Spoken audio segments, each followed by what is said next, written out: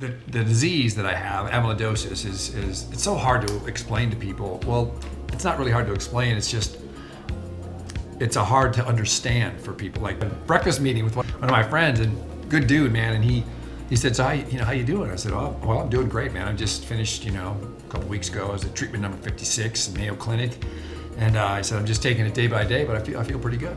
And he said, so what's next? And I'm like, well, I don't know.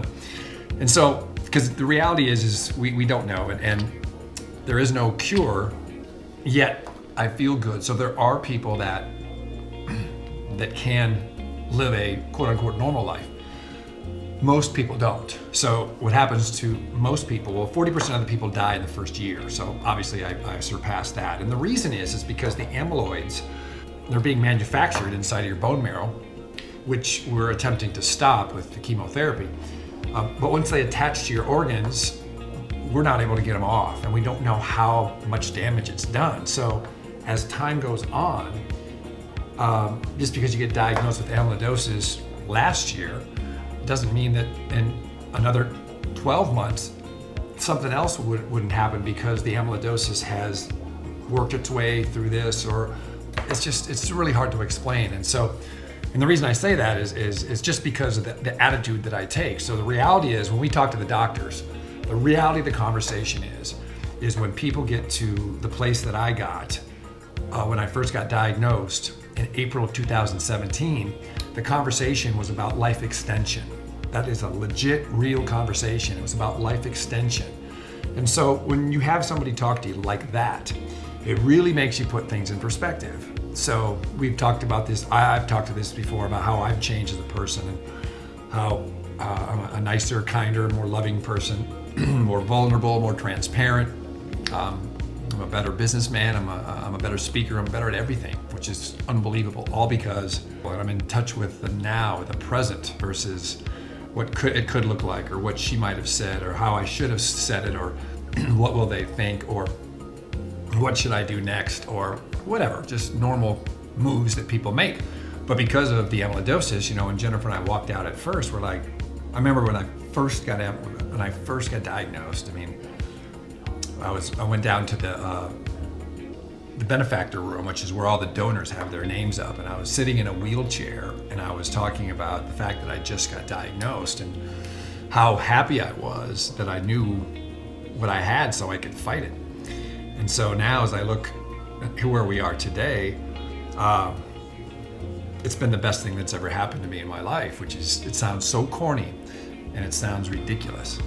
The fact of the matter is that the way that I'm living life now is like, Jennifer and I talk about it. Let's say I get 10 more years. So, okay. Let's say, how would you want to live your life? If you knew that you had 10 years to go, how would you want to live your life? Good question, right? That's a question you'll get at any personal growth seminar anywhere in the world. And that's a really thought-provoking question, of course, because you say, I'm going to take action. I'm going to not let fear stop me. I'm going to do this. I'm going to right my wrongs. I'm going to change. I'm going to go to the gym. All those things that we say every time that we make a commitment about we're going to turn our lives around.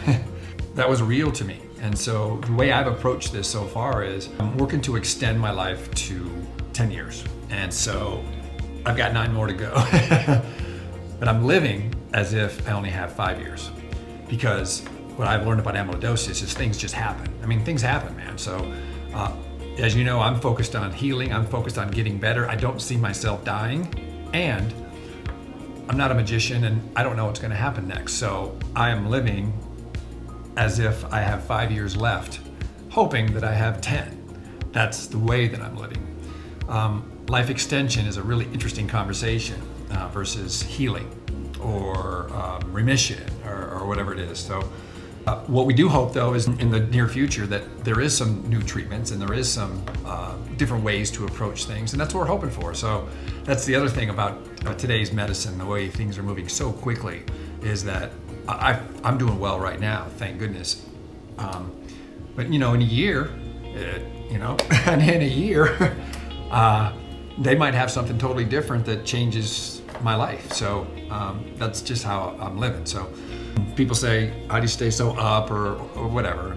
I think people, if they were in my situation, I really feel like they'd they'd feel the same. I really do. I cannot imagine somebody being in my situation and having, say, 10 years to live and then being down and depressed. I'm just not able to imagine that. I mean, what the hell? What would that do? I mean, you got 10 years to go and you're going to be depressed, and come on. It just doesn't make any, that's not logical. Unless, of course, you're someone who wants attention or, secondary gain, as we call that in the psychology world. When you see people's behavior, sometimes you have to ask, what's the secondary gain of that behavior? So those are questions that I ask, not only of myself, but of other people that I know. All is good, man. I'm blessed. It's what's really interesting to me is I want to do more for the amyloidosis world. I'm doing an event the 16th of August maybe it's the 16th of September in Nashville. And it's for the Amyloidosis Research Consortium. We are doing a 30-minute spot for a big cardiologist meeting, cardiologists from all around the world. And so Isabel Lusada is the president and CEO of the ARC, and so she's the one who put this all together. She's a superstar.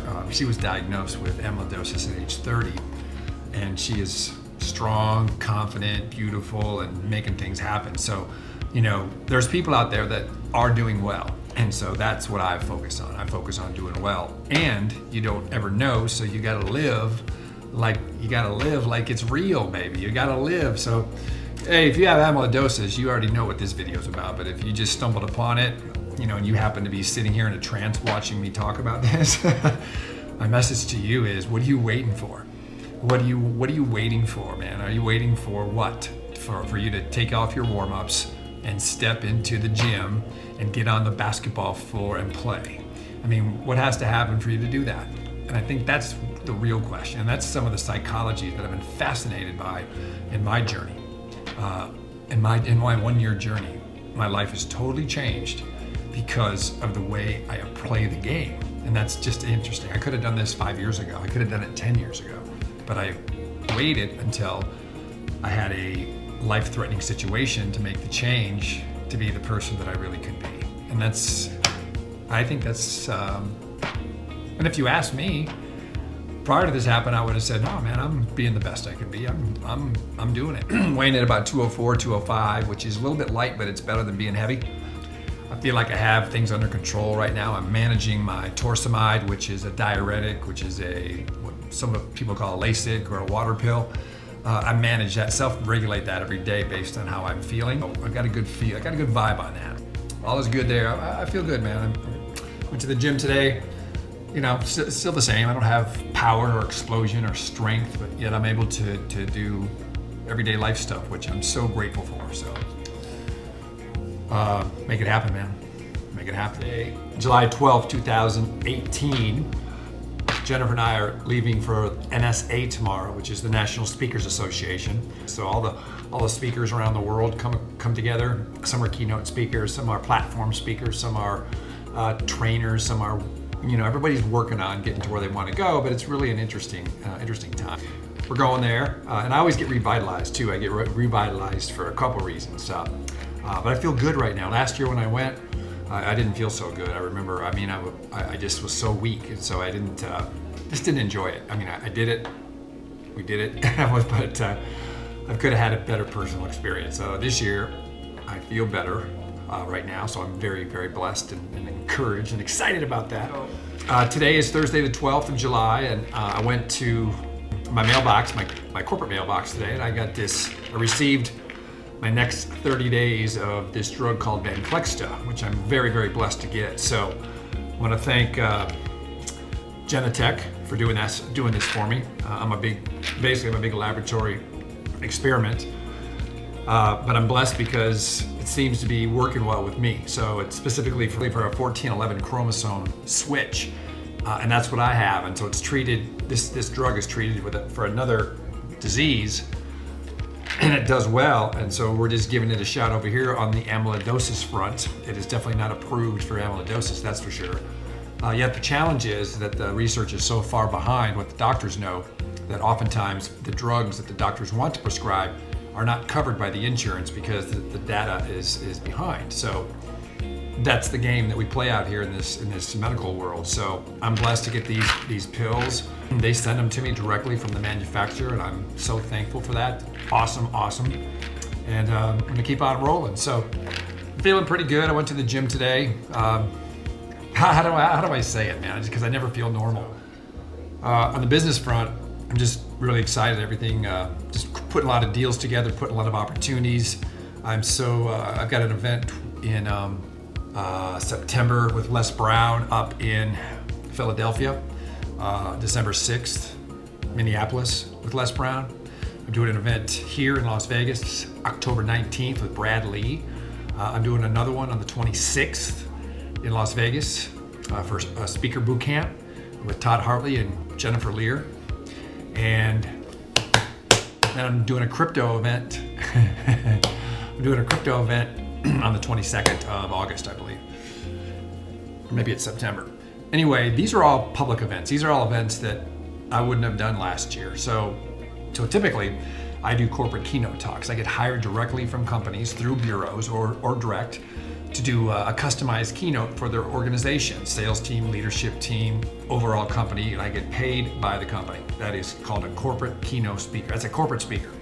The other kind of speaker is like a seminar speaker or a public speaker, and that's a speaker that they sell tickets to go to the program, and whether you're going to see Tony Robbins or Les Brown or some Instagram star or something that's having an event somewhere, that's a public event. So those public events are in motion, and that's exciting because I'm still doing my corporate events. So I just decided to play bigger, and I'm still looking for some people to help me with our company and help it grow. And